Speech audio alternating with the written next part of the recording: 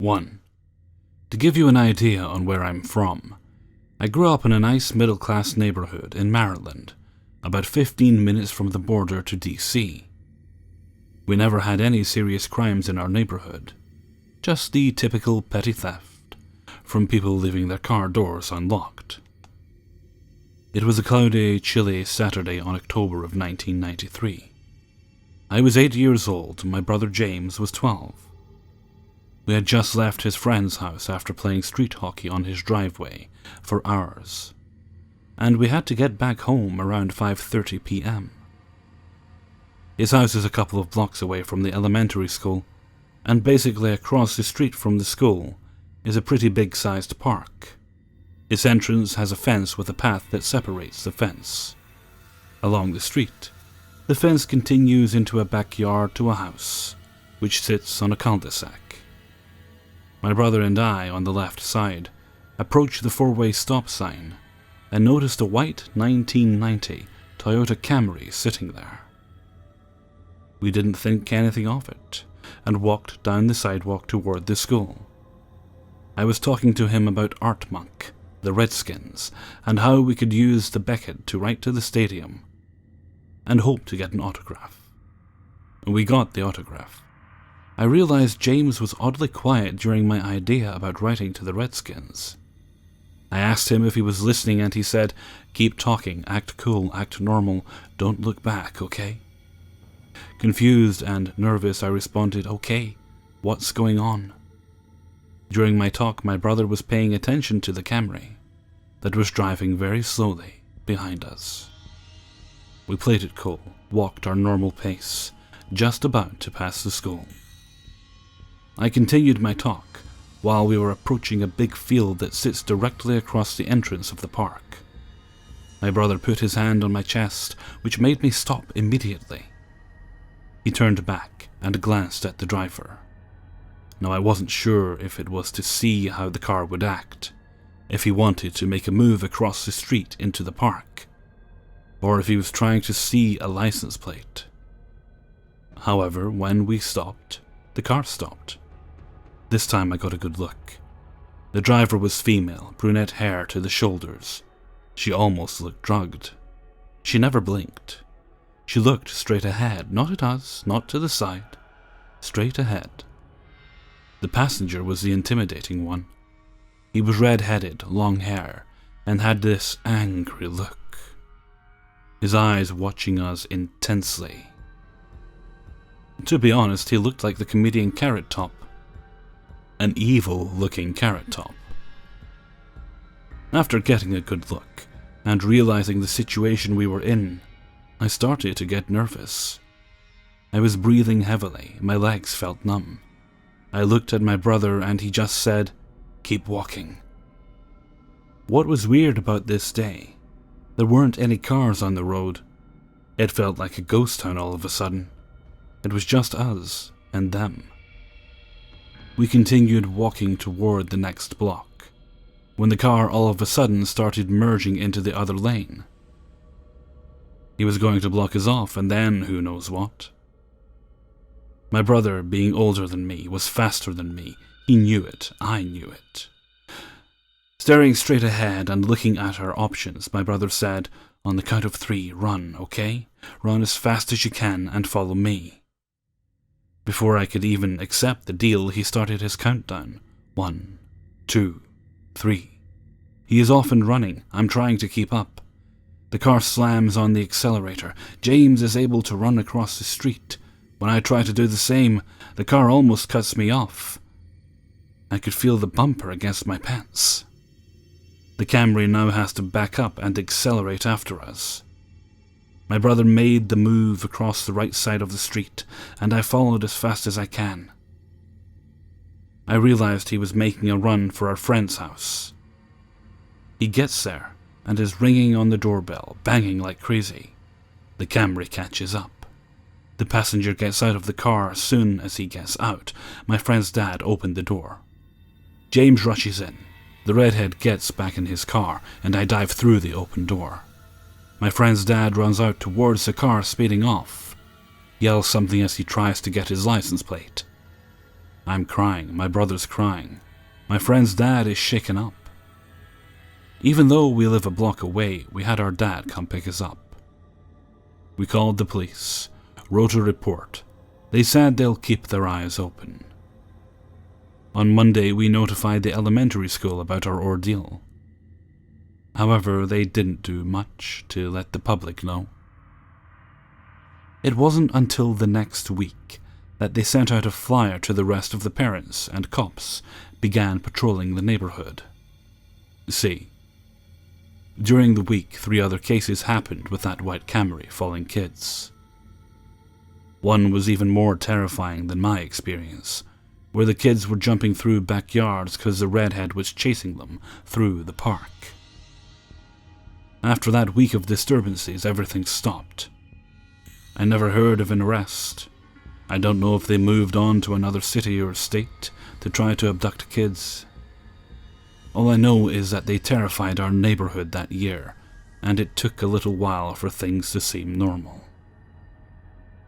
The brunette, I always wondered what her role was.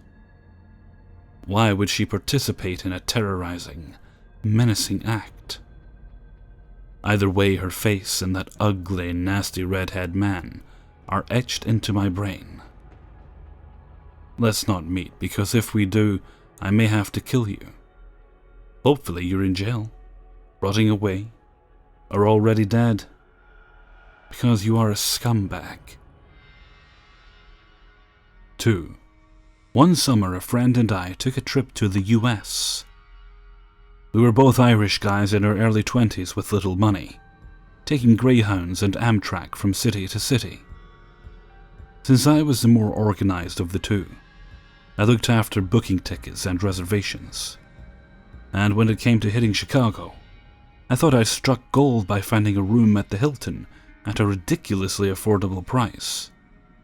It seemed like a major upgrade on the lovable dumps we'd been staying in. But as soon as we got off the 20-hour train journey from New Orleans, I realized I'd made a terrible mistake. The hotel was in Addison, Illinois, not the Chicago neighborhood of Addison where we'd been planning to stay. It was a blip on a map that, at the time, consisted of little more than a road sign, a petrol station, a White Castle, and our hotel, almost exclusively used by business execs. Luckily, the hotel offered a discount taxi service through a cab company they were affiliated with, and sent someone out to pick us up. This is where things took a turn. The guy shows up, pops the trunk, and just as we are putting our bags in, there was a roar from behind. "Hey, you can't take that cab! He has out-of-town plates! That's against the law!"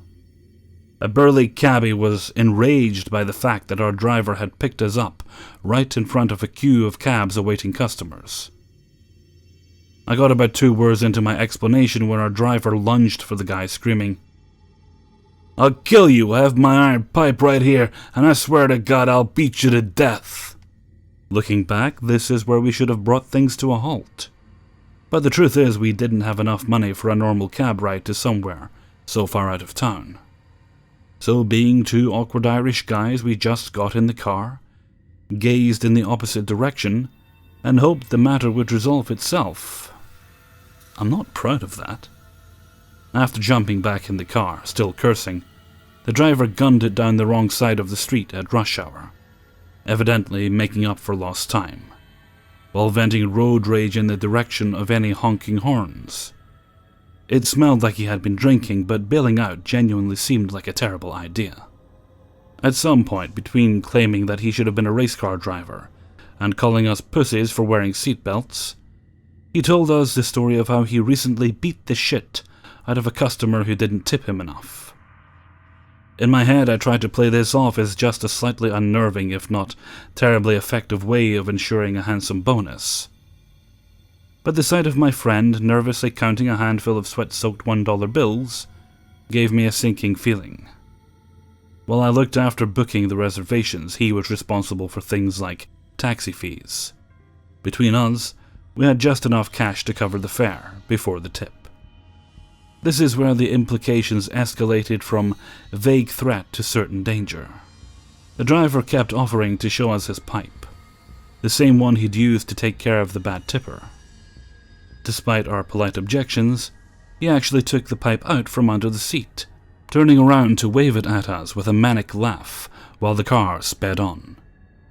I couldn't tell which was scarier, the feeling that we were about to crash any minute, or the looming confrontation when we would inevitably shortchange him. We were going so fast that the force of the wind coming through the open window took my breath away, intensifying the feeling of shock. Definitely the most distressing journey I have ever been on.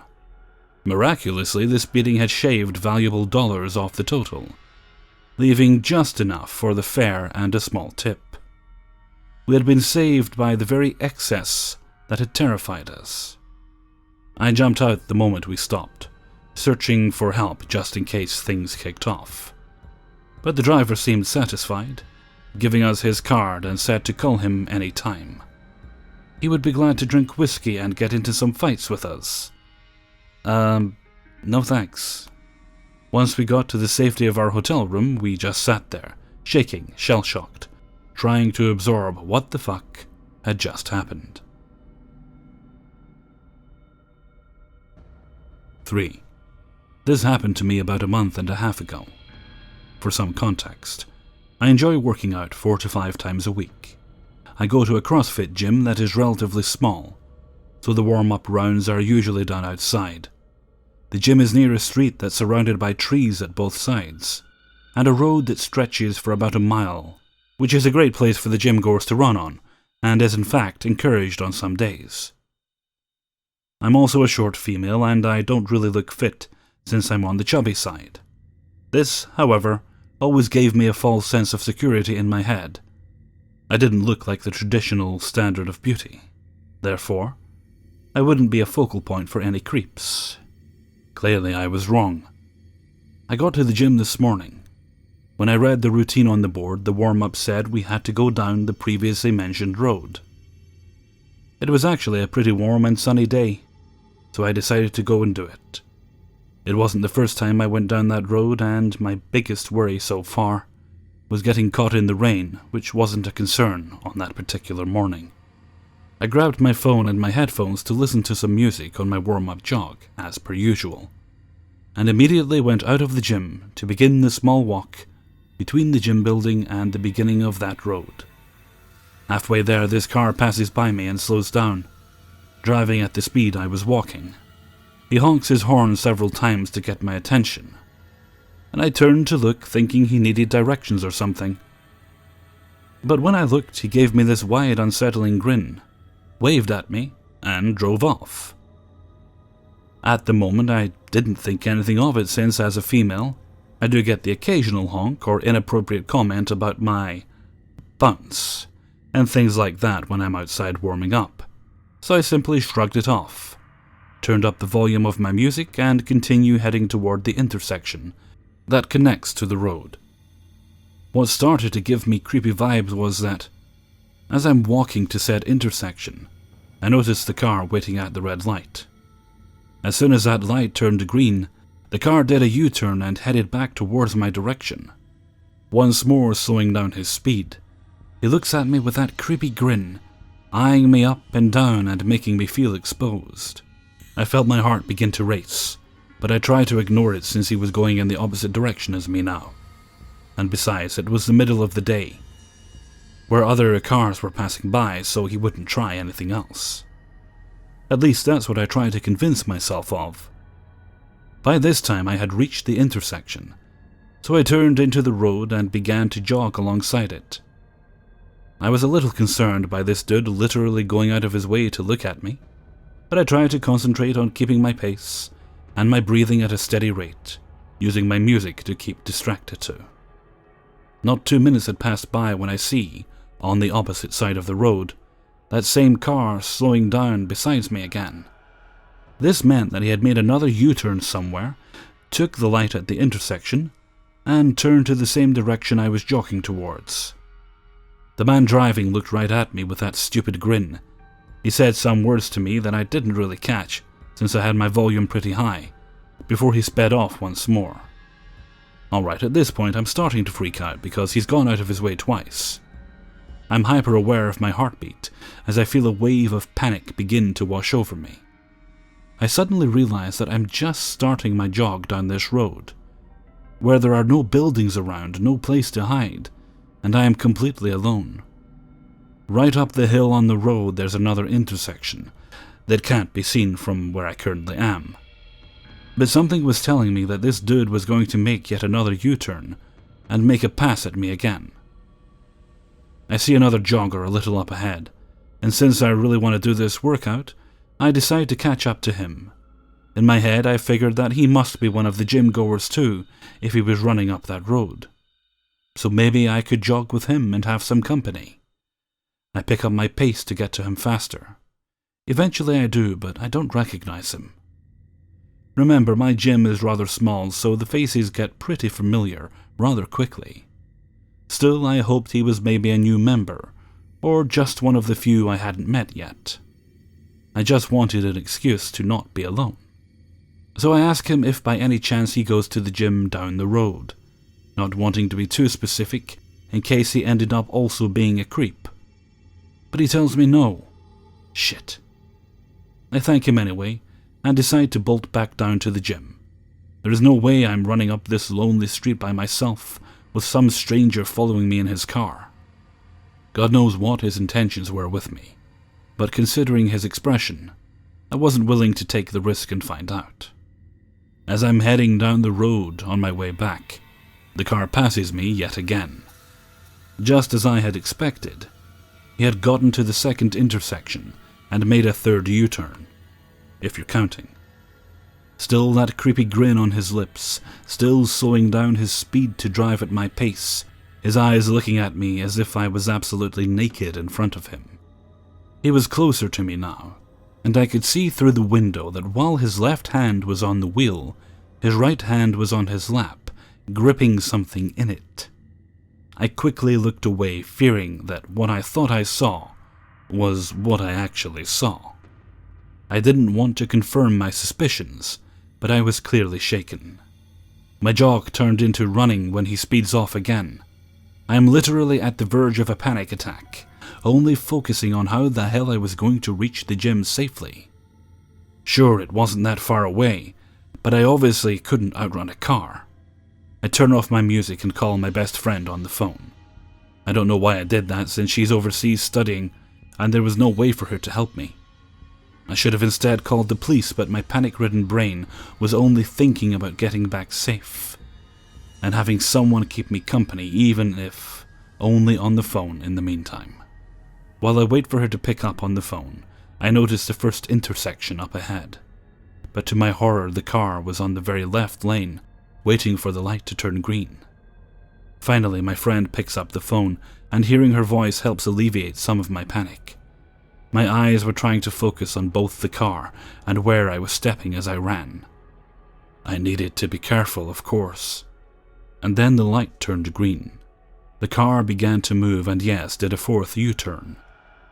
I'm trying my hardest to explain the situation to my best friend with breathless, panicky words, when I see the man pass by me again with those eyes and that grin that sends chills down my spine every time I think about it.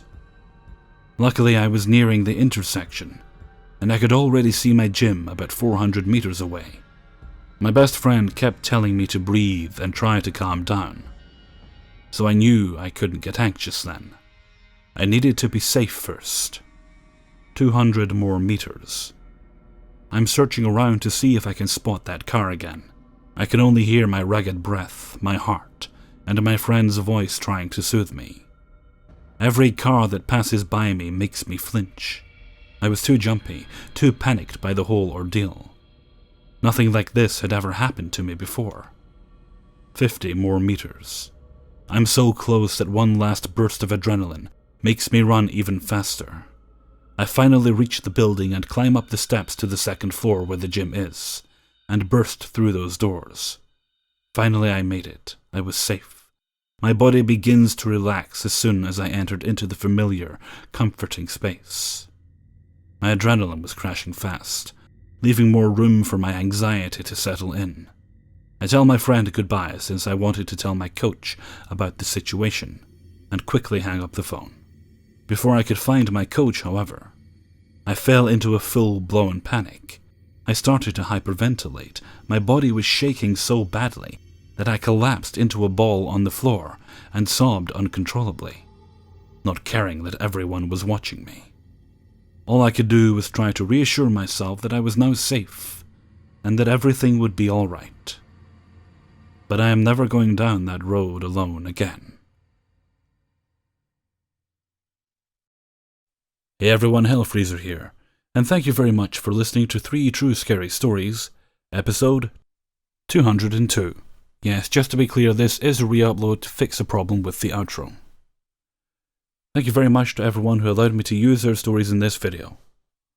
Okay, quick update on the coming videos. See, this will be Monday you get this, so Tuesday we should have subscriber stories. I think we're okay for those. Wednesday, hopefully more True Scary Stories. If not, I might put another paranormal in there. We'll see. Thursday, I'm hoping we're back on track this week. So Thursday, I'm hoping for glitch videos. Friday, paranormal as usual. And fingers and toes crossed, there'll be enough TIFUs up by then to do a TIFU on Saturday. Okay, and I think I'm going to head off for now, because I've got a lot of work to be getting on with, a lot of editing and all that. And then I plan on being very lazy and doing nothing for the remainder of the night. And with that, I'm going to head off for now. So until next time, thank you very much for listening, and take very good care of yourselves.